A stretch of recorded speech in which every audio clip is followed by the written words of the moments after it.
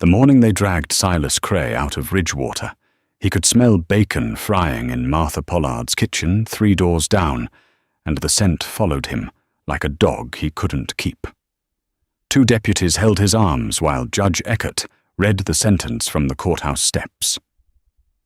Silas was 51 years old, a former surveyor for the Territorial Land Office, and the only man in Fremont County who could draw a map accurate to within 6 inches from memory alone. None of that mattered now. What mattered was that he had signed his name to a land deed he should not have signed for a railroad company that didn't exist, and 14 families had lost their claims because of it. He had not known the deed was fraudulent. He had believed every word the railroad men told him because they wore good wool coats and spoke with Boston accents, and Silas Cray, who could chart the bend of any river from a single afternoon's observation, had never been able to read the character of men with the same precision. The judge's voice carried flat across the morning air. 5 years in the Territorial Prison at Deer Lodge. Silas looked out at the crowd gathered along Front Street and saw faces he had known for 20 years. Tom Alder, who he had helped dig a well in the summer of '79. Clara Devins, whose property lines he had surveyed so carefully that she never had a single dispute with her neighbors. They watched him the way you watch a horse being put down. Some of them sorry. None of them willing to say so. Roy Jessup spat tobacco juice into the dust near Silas's boots. Roy had lost 80 acres because of the false deed. He leaned close enough that Silas could smell the chaw on his breath, sweet and rotten. "You drew the maps that stole my land," Jessup said. "I hope you rot in there, Cray. I hope the walls eat you alive." Silas did not answer. There was nothing to answer with. He had drawn those maps. They were beautiful precise, and they had been used to steal everything. What Silas did not know, could not have known as they loaded him into the prison wagon, and the bacon smell finally faded into sage and alkali dust, was that somewhere 200 miles south, in a town called Buckhorn, he had surveyed 11 years ago, a girl named Nell was learning to walk. She was his daughter. Her mother, a woman named Faye Dunhill, who had worked as a typesetter for the Buckhorn. Gazette had never told him, and she never would. Faye died of scarlet fever when Nell was 3, and the girl was raised by Faye's older sister, a woman named Irene, who pressed wildflowers between pages of hymnals, and told Nell her father had been a soldier, killed at a place she could never quite remember the name of. The prison wagon rattled north toward Deer Lodge, and Silas watched the mountains through the slats and memorized them the way he memorized everything. The shape of the ridgeline, the angle of snowmelt drainage, the position of a hawk circling above a draw to the east. His mind would not stop mapping. It was the only thing about himself he had never been able to turn off. Deer Lodge Territorial Prison smelled like lye soap coal smoke, and something underneath both that Silas could only describe as the smell of men forgetting who they were. The walls were limestone, quarried from the hills east of town, and they sweated in winter, a thin film of moisture that caught the light from the barred windows and made everything look slightly underwater. They gave him a wool blanket that was more whole than wool. They gave him a tin cup and a straw tick mattress that crinkled like old newspaper when he moved. His cell was 8 feet by 5 feet. The window was 14 inches wide and sat high enough that he could see a strip of sky if he stood on his toes, and a slice of the Deer Lodge Valley if he pressed his face against the bars at an angle. For the first 3 weeks, Silas did nothing. He ate the porridge they brought in the morning. He worked the stone-breaking detail in the yard. He lay on his mattress at night and listened to the man in the next cell, a horse thief named Darnell, weep in his sleep with a sound like a screen door creaking. Then one evening in late October, the light came through his window at such a low autumn angle that it threw the shadow of the bars across his blanket in a perfect grid. And Silas looked at that grid and saw a map. He sat up. His hands were shaking, not from cold, though it was cold enough that his breath made small clouds. His hands shook because, for the first time in weeks, his mind had caught fire again. The grid of shadows on the blanket looked exactly like the township and range lines he had spent 30 years drawing across the territories. Section lines, range lines, the bones of the American West laid out in shadow on prison wool. He needed thread. He needed a needle. The thread he got from unraveling the hem of his own shirt, pulling out strands of cotton one by one during the long evenings. The needle he traded for. A man named Buckley in the cell block worked the prison tailor shop and would sell a needle for a week's bread ration. Silas went hungry for 7 days and held the needle like it was made of gold. He began stitching. First from memory, the Deer Lodge Valley, as seen from the window. Then Ridgewater, the town that had cast him out, every street and lot line precise, because he had surveyed them himself in 1876. Then the routes he had traveled as a surveyor, the Missouri Breaks, the Judith Basin, the Musselshell country, each map stitched in tiny, even thread onto the grey wool of his blanket until it became a patchwork atlas of everywhere he had ever been. The guards thought he was losing his mind. Even Buckley, who had sold him the needle, stood at the bars one evening and watched Silas work by candlelight. "What are you doing, Cray?" he asked. "You making a quilt for your sweetheart?" Silas did not look up. "I am remembering," he said. "I am remembering every place I ever stood." Word spread through the cell block the way things do in prison, slow and then all at once. Men began coming to his bars to look, not because they cared about cartography, because they were homesick. A cattle rustler named Foley stood at Silas's door for 20 minutes, staring at a stitched map of the Gallatin Valley, and did not say a word. When he finally spoke, his voice was thick. "That bend in the river," he said. "Right there. I used to fish there with my brother." Silas had stitched it from memory. He had surveyed that bend in 1881. It was accurate to within a quarter mile. Men began asking him to stitch their home places, the Bitterroot, the Flathead, Helena, Butte, places they had not seen in years and might never see again. Silas could not stitch all of them. He did not have enough blankets, enough thread, enough hours in the failing light. But he stitched what he could. And something shifted in the cell block, something Silas could feel, but not name. The men who had maps slept differently, quieter, as if having a picture of home under their bodies gave them permission to rest. The warden, a man named Harlan Thurgood, heard about the blankets. He was a practical man with a wife who read him scripture every evening whether he wanted it or not, and he had learned long ago that anything keeping prisoners quiet was worth tolerating. He did not stop Silas, but he did not help him either. Then, in the second year, something happened that changed everything. A new prisoner arrived, young, maybe 22, with a split lip from the transport wagon and the jumpiest eyes Silas had ever seen.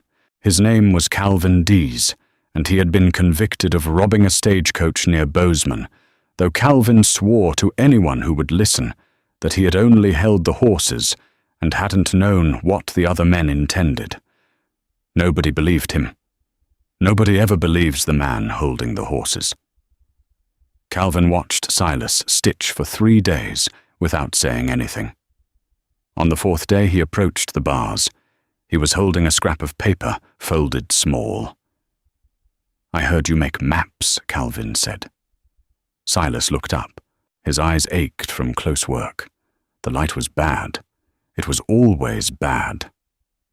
"I stitch places I have been," he said. Places I remember. Calvin pushed the paper through the bars. It was a letter. The ink was faded, and the paper was soft from being folded and unfolded hundreds of times. It was addressed to a woman named Faye Dunhill, care of the Buckhorn Gazette, and it had never been sent. Silas read it, and the cell went very quiet because the letter was in his own handwriting. He did not remember writing it. But the hand was unmistakable, the precise draftsman's lettering he had used his whole life. The letter was dated March of 1880, and in it Silas had written to Faye about a week they had spent together when he was surveying the Buckhorn township, and he asked her if everything was all right, because she had seemed unwell the morning he left, and he had thought about it every day since. "Where did you get this?" Silas said. His voice sounded strange to him, thin, like something scraped across the glass. Calvin shrugged. "My ma was Irene Dunhill. She died last winter. This was in her things. There was a girl's name on the back." Silas turned the letter over. On the back, in handwriting that was not his, someone had written Nell. Born November 14th, 1880. Father S. Cray, surveyor. Silas sat down on his mattress. The blanket with its stitched maps crinkled under him. He pressed his palms against his knees and breathed in the smell of limestone and coal smoke and lye, and for the first time in Deer Lodge he felt the walls not as punishment, but as something that had been keeping him from a life he did not know existed. He had a daughter. She would be 11 years old. She was somewhere in Buckhorn or wherever Irene had taken her, and she did not know his name. Calvin watched him through the bars. "She's with a family in Buckhorn," Calvin said. "The Pruitts. They took her in when my ma got sick. She's all right, I think. I never met her. My ma never talked about her much." Silas looked down at the blanket map spread beneath him. He had stitched Buckhorn. It was there near the bottom edge, the grid of streets he had surveyed in the autumn of '79. The main road, the Gazette office, the creek that ran behind the livery stable. He had stitched it all from memory, not knowing that somewhere in that grid of thread a girl with his blood was living a life he had never touched. That night, Silas began a new blanket.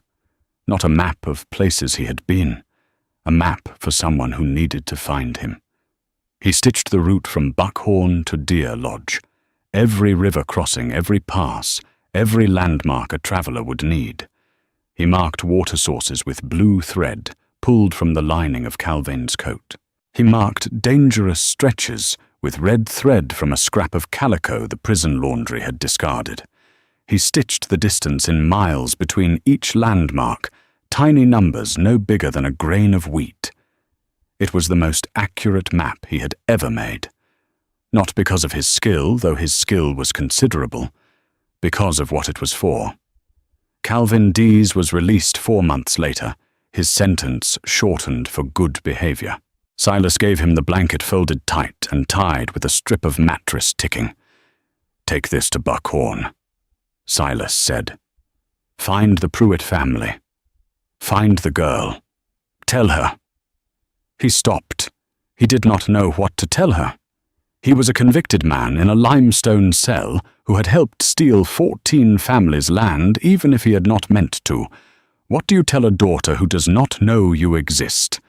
"Tell her I can draw maps," he said finally. "Tell her that if she ever wants to find me, the map is in the blanket. And tell her I am sorry I was not there. Not because I chose to leave, because I didn't know she was there to stay for."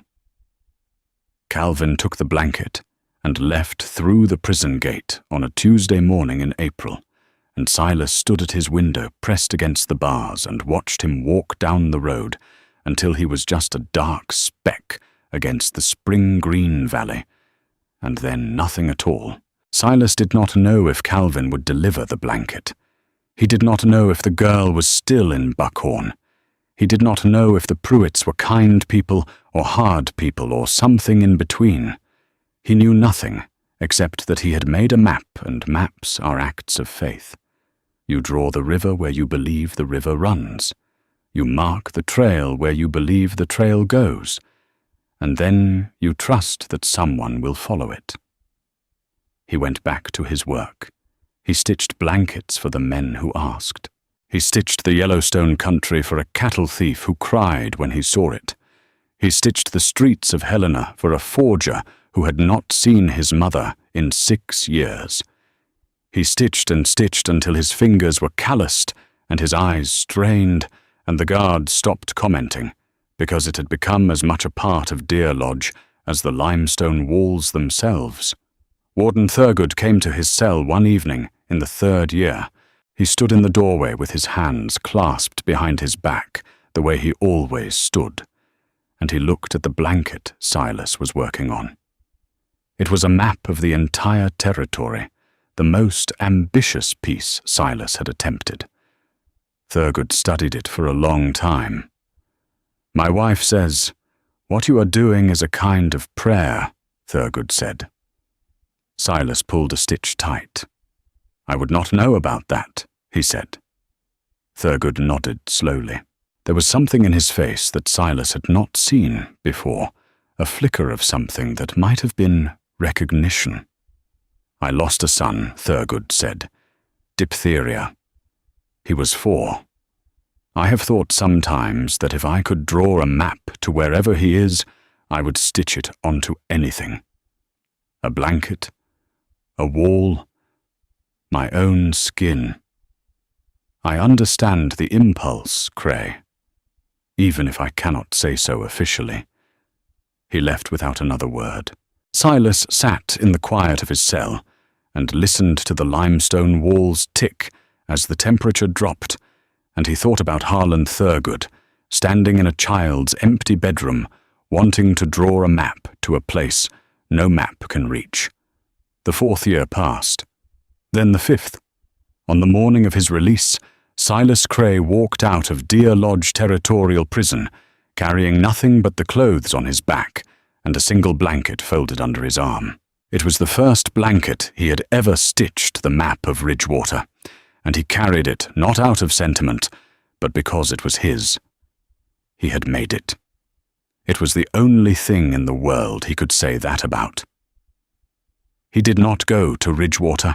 He went south. The road to Buckhorn took him 11 days on foot. He followed his own map in his memory, the one he had stitched onto the blanket he gave Calvin Dease, and he found that his memory was as accurate as it had always been. The river crossings were where he remembered. The passes opened when he expected them to. The landmarks appeared on schedule one after another, like words in a sentence he had written long ago. He arrived in Buckhorn on a Thursday afternoon in late September. The town had grown since he surveyed it. New buildings along the main road. A schoolhouse that had not been there before. The Gazette office was boarded shut and the paint was peeling from its sign, and Silas stood in front of it for a while, remembering a woman with ink-stained fingers who had laughed at his jokes about meridian lines and told him he was the only man she had ever met who looked at the ground the way most men looked at the sky. He found the Pruitt house at the end of Willow Street. It was a clapboard house with a porch that sagged on one side and a garden out front where someone had planted marigolds in precise rows, evenly spaced as if measured. He stood at the gate. He could smell wood smoke and something baking something with cinnamon. His hands were at his sides. He did not know what to do with them. He had spent 5 years stitching maps with these hands, and now they hung useless because there was no map for this. The front door opened. A girl came out onto the porch. She was 15 tall for her age, with dark hair pulled back, and Faye's jaw, that stubborn, square jaw that Silas remembered, and she was carrying a folded blanket. His blanket, the one he had given Calvin Dease. She had it draped over her arm, the way you carry something precious, something you have held so many times that your arm knows its weight without thinking. She looked at him. She did not speak. She studied his face, the way you study a map you have been reading for years, checking the landmarks against the real terrain, confirming what you suspected, but could not prove until you stood in the actual landscape. "Are you the man who draws maps?" she said. Silas nodded. He could not speak. His throat had closed around something too large for words. Nell came down the porch steps. She stopped 3 feet from him. She unfolded the blanket and held it up between them, and Silas saw his own stitching the route from Buckhorn to Deer Lodge, every river and ridge and water source rendered in thread on prison wool. It was faded now. Some of the stitches had come loose, but the map was still legible. It was still true. "I followed it," she said. "Last summer. I walked 3 days north before Mrs. Pruitt came and brought me back." She was furious. She said I was too young to cross the mountains alone. She was right. But I needed to see if the map was real, if the rivers were where you said they were. "Were they?" Silas asked. His voice came out rough-scraped thin by 5 years of limestone air. Nell folded the blanket carefully. "Everyone," she said. "Every single river was exactly where you stitched it." She looked at him again, and then she did something Silas didn't expect, something no map in the world could have predicted. She sat down on the bottom porch step, set the blanket beside her, and patted the wood. The gesture was so simple, so ordinary, that it broke something open inside him. It was not forgiveness, because she had nothing to forgive. It was not reunion, because they had never been together. It was an invitation, ordinary as a chair pulled out at a dinner table, ordinary as a door left open. Silas sat down beside her. The porch step creaked under his weight. He could smell the marigolds in the garden, and the cinnamon from inside the house, and the wool of the blanket between them, still carrying faintly, after all these years, the limestone and coal smoke scent of Deer Lodge. They sat there for a while without talking. The September light came low across Willow Street and threw long shadows from the fence posts, and Nell traced a thread on the blanket with her fingertip, following a river that ran from one edge to the other, a river her father had stitched in the dark, from memory, a river she had walked to in the daylight to see if it was true. It was true. All of it was true. And now here they were, 2 people sitting on a porch step in a small town in Montana, with a map between them that had done the only thing a map can ever really do. It had shown someone the way.